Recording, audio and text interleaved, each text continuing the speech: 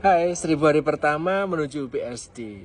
Teman-teman sekalian, kita hari ini akan diskusi tentang regresi linear berganda.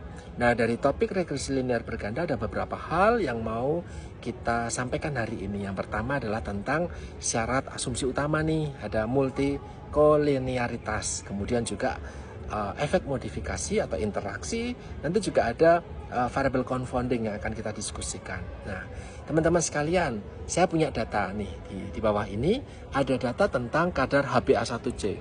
Kadar HbA1c pada pasien diabetes mellitus itu menjadi gold standar untuk penentuan diagnosis dan mungkin perbaikan intervensi. Nah, ada beberapa hal yang ternyata menurut penelitian itu berhubungan dengan kadar HbA1c. Teman-teman bisa melihat bahwa di sini ada usia, variabel indeks massa tubuh, fasting plasma glukos, kemudian durasi, kemudian adherence untuk konsumsi obat-obatan, kemudian juga aktivitas fisik. Dari semua variabel yang tercantum di dalam tabel berikut, semuanya memiliki korelasi yang sangat kuat karena memang nilai koefisien korelasinya itu mendekati 1. Ada 0,9, 0,98, 0,99 even. Kemudian juga ada yang negatif 0,98 atau 0,93.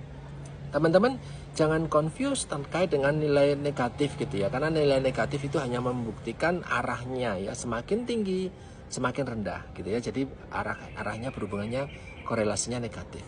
Semuanya memiliki korelasi yang sangat kuat dan signifikan secara statistik dengan p-value 0,00 kaitannya dengan HbA1c.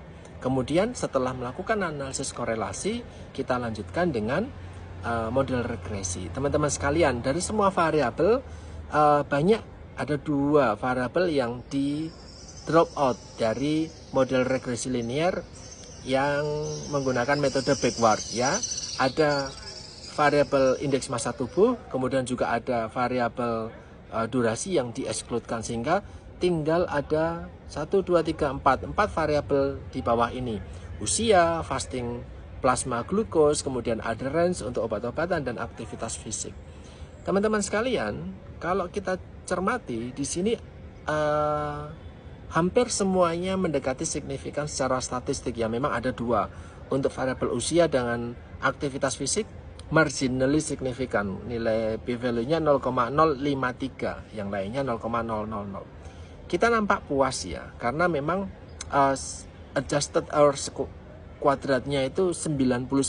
Jadi dengan 4 variabel ini bisa memprediksi nilai HbA1c di dalam data yang tersedia sebesar 99%. Wah, sangat bagus ya modelnya. Namun demikian, apakah bisa kita final untuk model regresi linear dengan 4 variabel ini? Nah, kita perlu melihat berbagai macam asumsi di regresi linear berganda. Asumsi yang pertama adalah tidak boleh ada multikolinearitas. Nah, bagaimana mengukur multikolinearitas? Apakah ada atau tidak? Kita kalau di dalam stata outputnya seperti ini nih.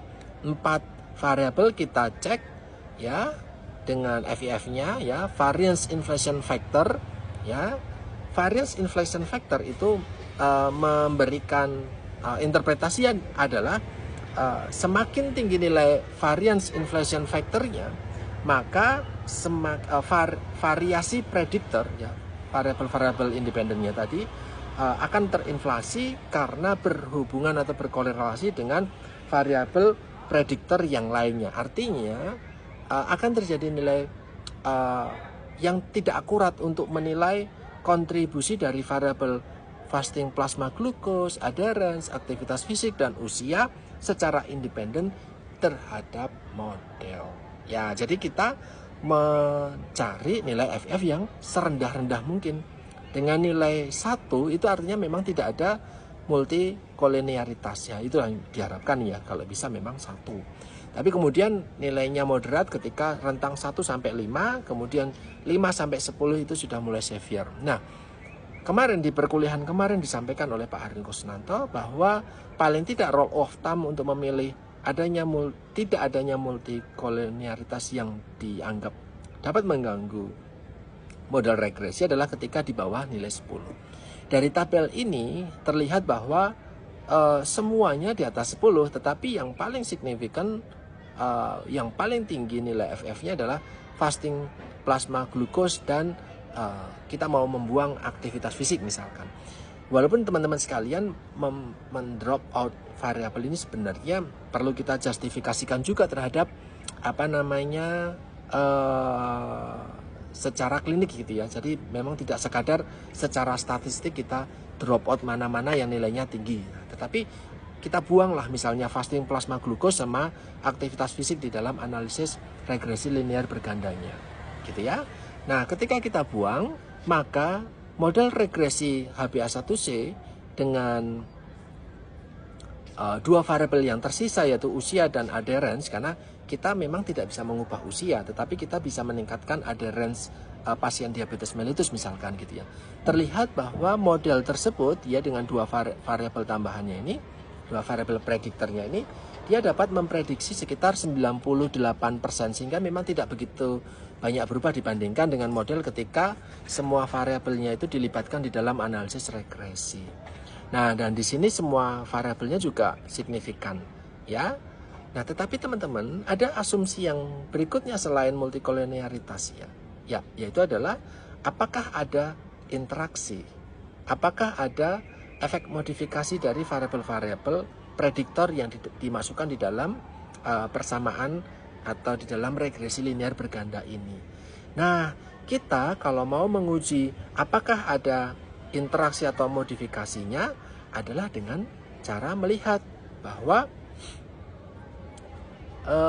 p-value ya, ketika kita melihat p-value dari interaksi antara usia dengan adherence dengan munculnya HbA1c pada data kita, terlihat bahwa di sini p-value-nya adalah 0,923, artinya tidak signifikan. Artinya di sini tidak ada interaksi ya. Ketika ini tidak ada interaksi, maka bisa kita lanjutkan. Nah, ketika kita lanjutkan teman-teman sekalian, nilai FIF-nya kok semuanya masih di atas 10 nih. Terus bagaimana? Maka sebenarnya tidak ada variabel yang bisa dianalisis lebih lanjut ya. Tetapi masa nanti datanya tidak bisa dianalisis? Maka kita bisa memilih salah satu. Mana yang mau kita pilih untuk di dalam model? Apakah kita memilih variabel usia atau mau memilih variabel adherence? Nah, penentuan variabel mana yang mau kita lanjutkan, maka kita bisa melihat dari R-square, adjusted R-square-nya ya. Yang pertama, ketika saya kembali lagi ke tabel yang sebelumnya, ketika dua variabel ini masih dilibatkan, nilai R-square-nya adalah 0,98 atau 98%. Kemudian ketika satu persatu ya, adherence saja yang dilibatkan ya di dalam HbA1c seperti berikut, ini ternyata adherence-nya masih 0,97 atau 97%.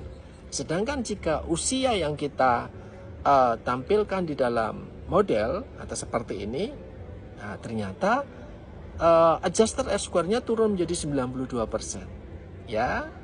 Nah, maka kita bisa memilih nilai adjusted R-square yang paling tinggi di antara kedua variabel ketika masing-masing variabel dipisahkan di dalam analisis. Maka kita ngambil yang adherence.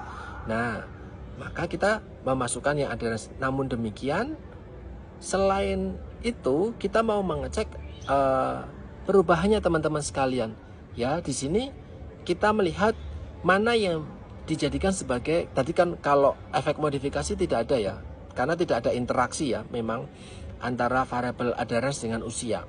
Namun demikian, bagaimana variabel confounding? Ya, kalau kita mau ngomongin soal variabel confounding, kita bisa melihat ketika variabel adherence dan variabel usia ini dimasukkan di dalam dimasukkan dalam regresi, kita cermati koefisiennya, ya, kita cermati koefisiennya. Kita coba lihat variabel usia, ya, ketika variabel adherence dilibatkan, koefisiennya adalah 0,03 positif ya, 0,03. Tetapi ketika usia saja yang dilibatkan di dalam model regresi, ternyata koefisiennya berubah menjadi 0,15. Nah, ini kan tadi ada perubahan cukup tinggi nih. Sedangkan ketika adherence dilibatkan di dalam model regresi dengan usia, nilai koefisiennya adalah negatif 0,05 negatif ya. Kemudian ketika adherence sendiri dilibatkan di dalam model regresi, ternyata koefisiennya relatif tidak banyak berubah karena masih 0,07. Memang ada perubahan tetapi tidak sampai 20%. Ya, batasnya paling nggak rule of thumb-nya adalah 20%. Nah, dari sini kita bisa simpulkan bahwa adherence ya menjadi confounding dari hubungan antara HbA1c dengan usia atau usia dengan HbA1c. Jadi usia akan berubah ya, variabel usia akan berubah koefisiennya ketika adherence itu masuk, maka adherence lah menjadi variabel confounding. Tetapi usia tidak menjadi variabel confounding dari HbA1c dengan adherence. Nah, teman-teman sekalian, maka ada beberapa hal yang bisa kita cermati ketika kita melakukan regresi linear berganda. Teman-teman, ada banyak syaratnya ya, ada banyak asumsi yang bisa diperhatikan. Tidak hanya tentang multikolinearitas dan adanya interaksi saja model efek interaksi, efek modifikasi atau interaksi, tetapi juga ada linearitas ya. Kita bisa membuat plot ya, tidak ada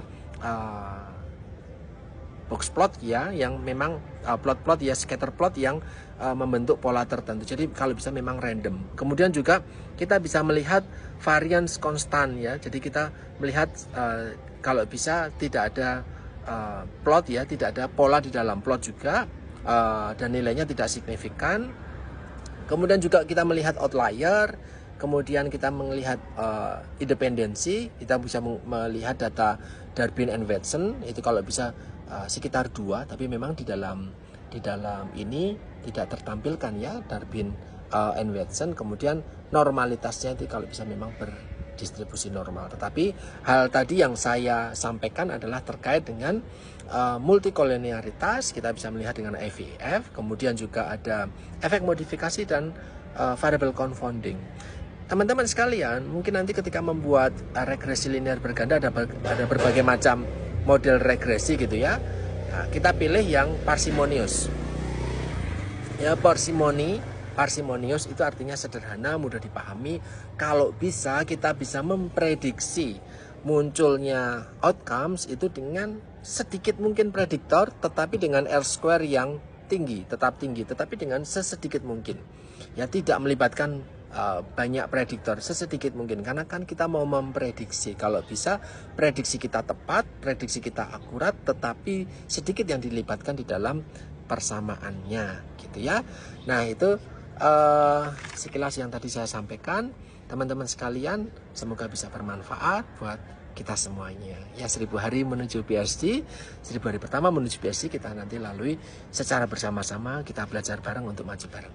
Terima kasih, semoga bermanfaat.